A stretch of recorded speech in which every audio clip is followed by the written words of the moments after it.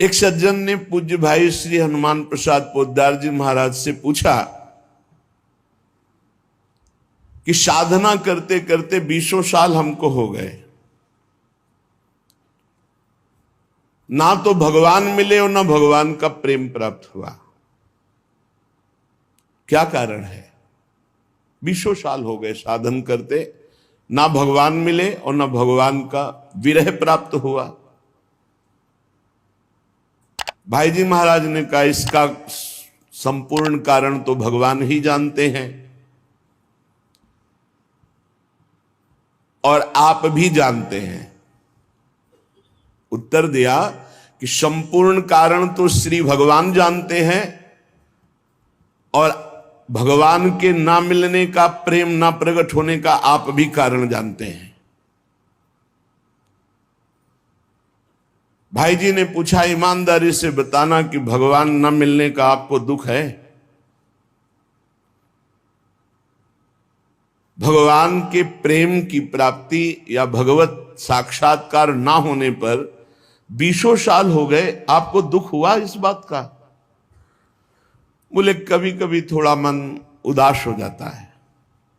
भाई जी महाराज ने कहा कि थोड़ा थोड़ा उदास हो जाता है, लेकिन आप बताइए यदि 20 साल से आप व्यापार में बराबर घाटा प्राप्त करते रहते तो क्या आप ऐसा उत्तर देते कि थोड़ा थोड़ा कभी मन उदास हो जाता है? आपकी हालत क्या होती कि 20 साल से आप व्यापार कर रहे हो, घाटे पे घाटा होता चला जा रहा है, आपकी हालत क्या होती? बोले बेचैन हो जाता, जीना मुश्किल हो जाता।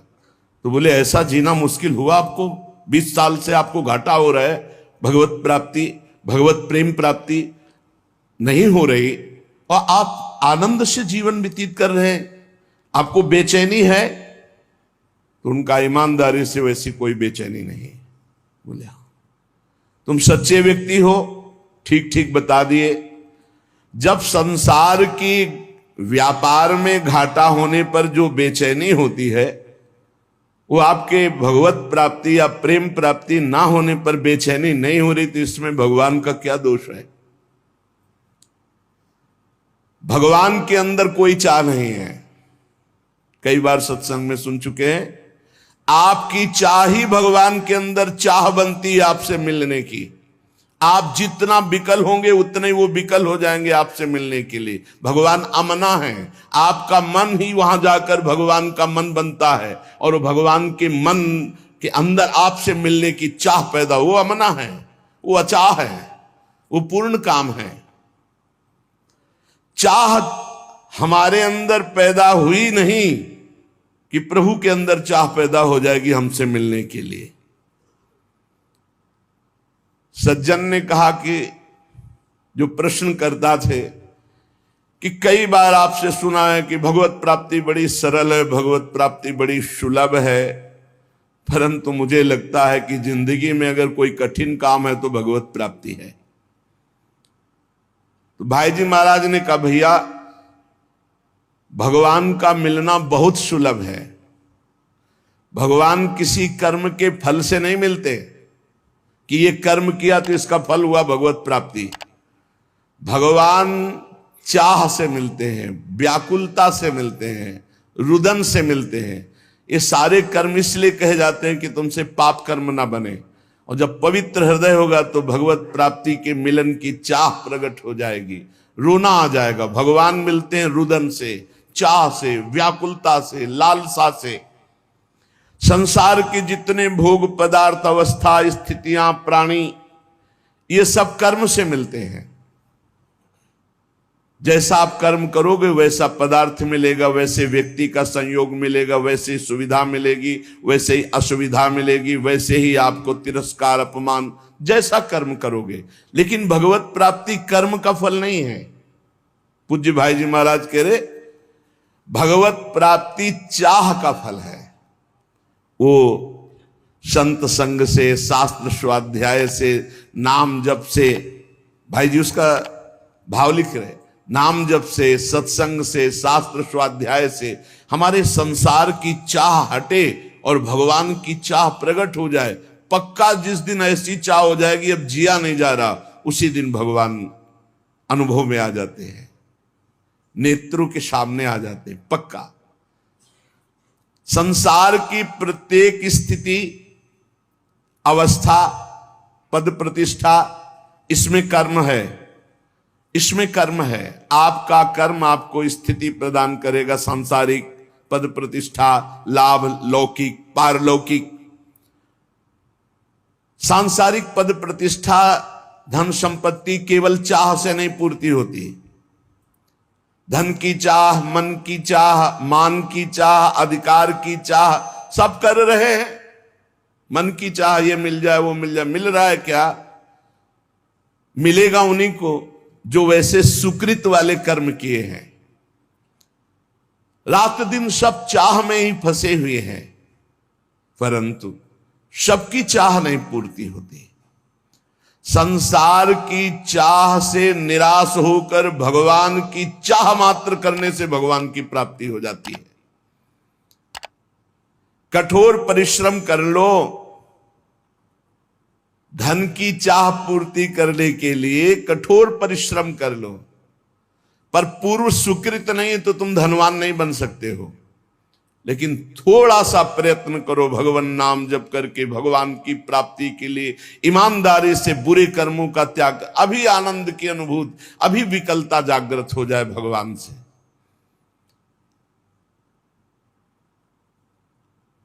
आपने जितनी धन की चाह की, कभी भगवान की ऐसी चाह की? क्या आप ऐसा मानते हैं जितना परिवार से प्यार करते हैं उतना ही किसी एक संबंध वाला भगवान से प्यार करते हो?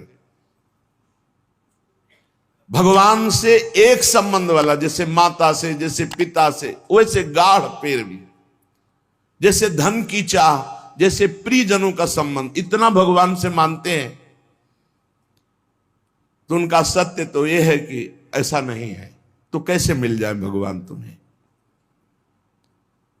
भगवान कि मिलने के लिए, चाहे वो चांडाल हो, चाहे स्त्री हो, चाहे पुरुष हो, विद्वान हो, मूर्ख हो, भगवान ये नहीं देखते कि ये कौन है।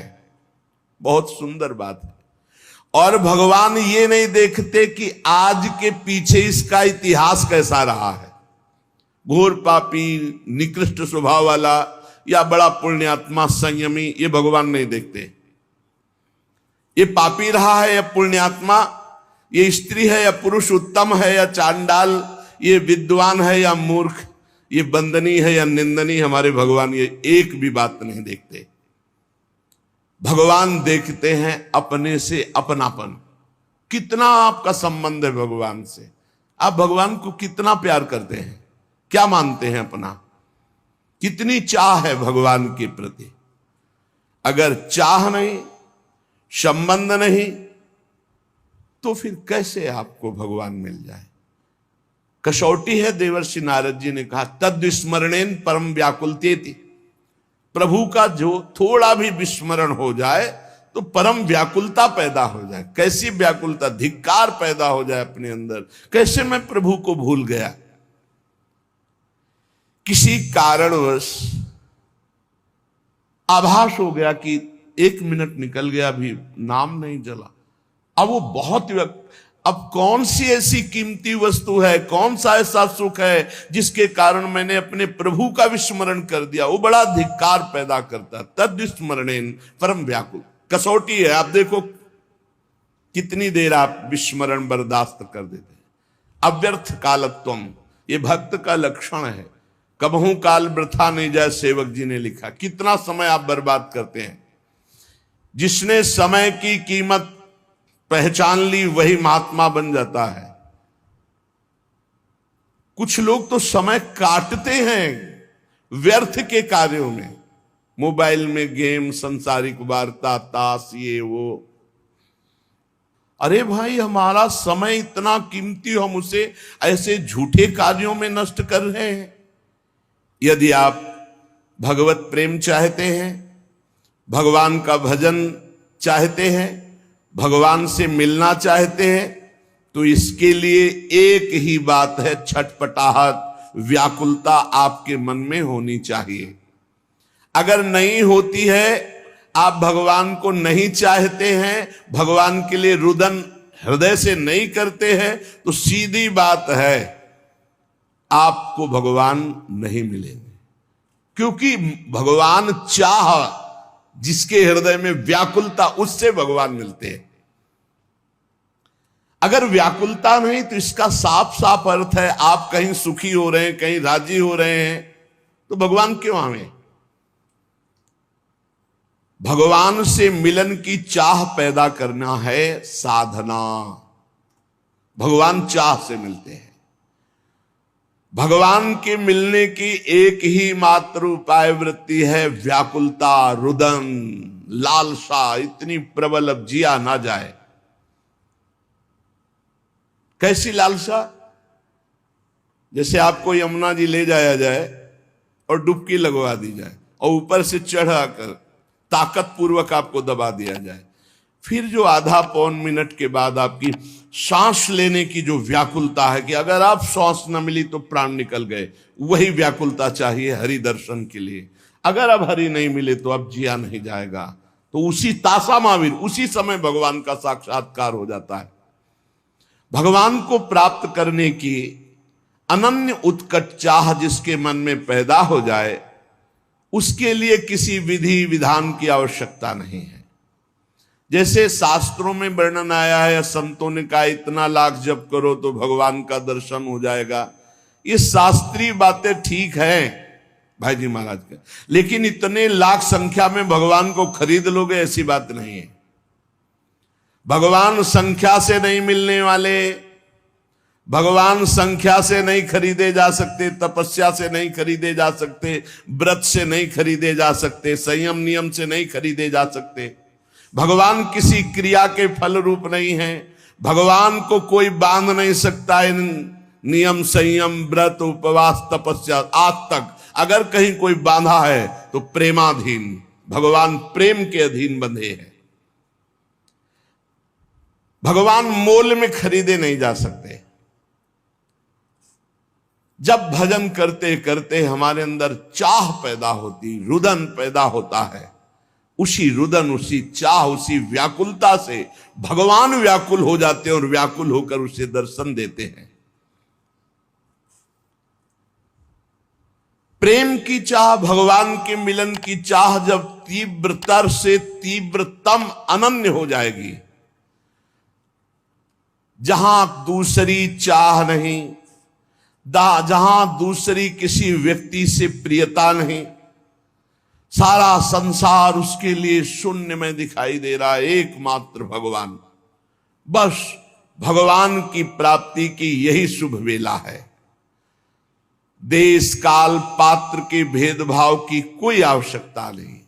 पात्र कौन है, देश कौन है, समय क्या है, इसका विचार भगवान नहीं करते। भगवान सार्वदेशिक, सार्वकालिक, सबके हैं। कब, कहां, कैसे, किसको मिल जाए, ये कोई निश्चय नहीं है। भगवान की चाह अत्यंत आवश्यक है।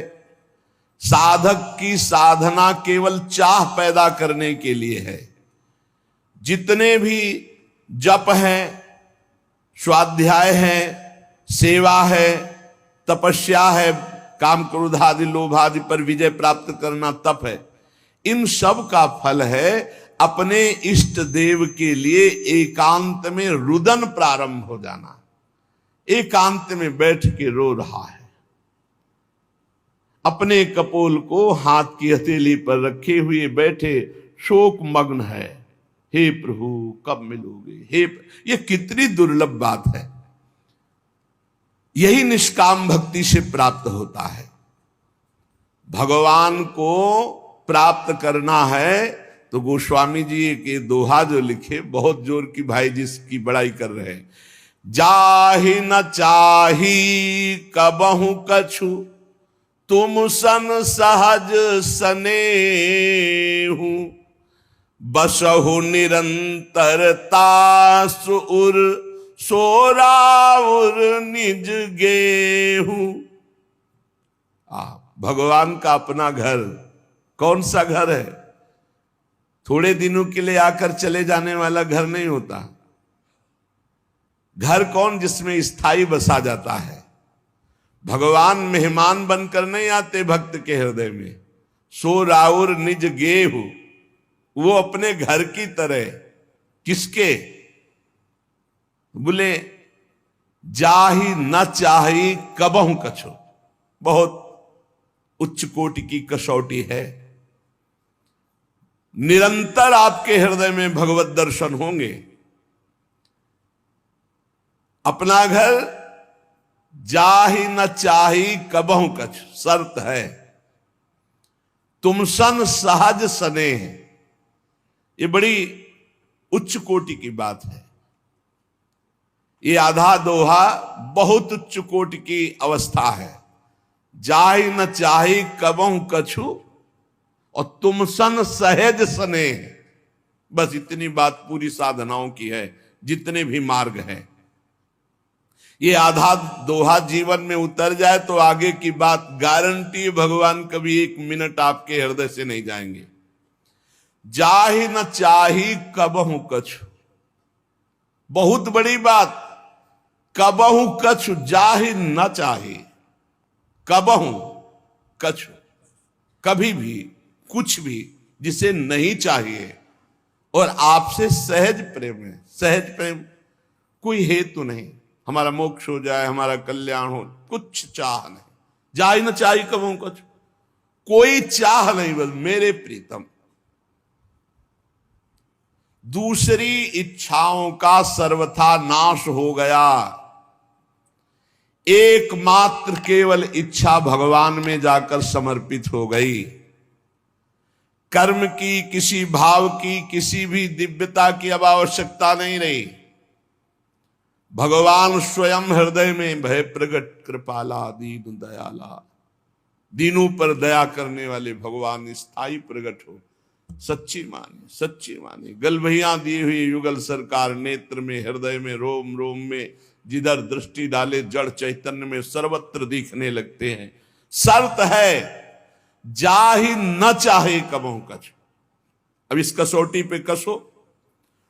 और सहज स्नेह, जैसे अपनी मां से सहज स्नेह होता है, कोई लगाव जोर, कोई कामना नहीं, मेरी मां है। ऐसे मेरे प्रभु, वो मेरी मां कैसी है ये प्रश्न नहीं होता कि ऐसे ऐसे लक्षण वाली हो तो मां तो मां है।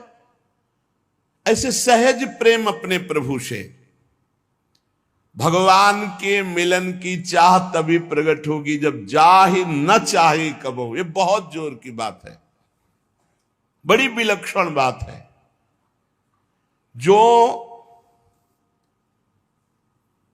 किसी भी बात की परवाह नहीं करता, कोई चाह नहीं रह गई, किसी से कोई संबंध नहीं, सहज स्नेह इष्ट देव से, और इष्ट देव से भी कोई चाह नहीं। अब मिलन की अपेक्षा थोड़ी रह जाएगी, वो यही हृदय में ही प्रकाशित हो गए। व्याकुलता, चाह तो केवल प्रभु की, अन्य सब चाह खत्म। हम यही परेशान हैं, पूरा जीवन हुआ जा रहा है अपने सबका कि चाह बटोर कर केवल प्रभु की चाह नहीं रह गई, बहुत सी चाहें हैं। ये चाह जब तक है तब तक साधना ही अधूरी है, छेद है। जैसे हम रात दिन दूध दूहे चलनी में, तो हमको एक चुल्लू पीने को नहीं मिलेगा। चलनी में गैया दुहे और दोष दयु को दे, हरिगुरु कहो न माने अपनो ही फल। हरि गुरु कह रहे हैं कि अन्य चाह चलनी में गाय दुहना है, अन्य चाह बनी रही तो भगवत साक्षात्कार की चाह नहीं आएगी। इसलिए अन्य चाह को मिटाना ही साधना है। साध माने चाह, ना माने नहीं, कोई चाह ही नहीं, कोई साध ही। बोले भगवान ने हमारी साध पूरी कर दी। साध माने चाह, साधना, चाहना, यही साधना है। चाह ना रह जाए। आशा ही परमम दुखम नैरास्यम परमम सुखम। आशा केवल आशास्य दास्यम वृषभानुजायास। कई बार सत्संग में सुनाया, देखो चाह से केवल भगवत प्राप्ति। यही मथुरा के ब्राह्मण यज्ञ कर रहे,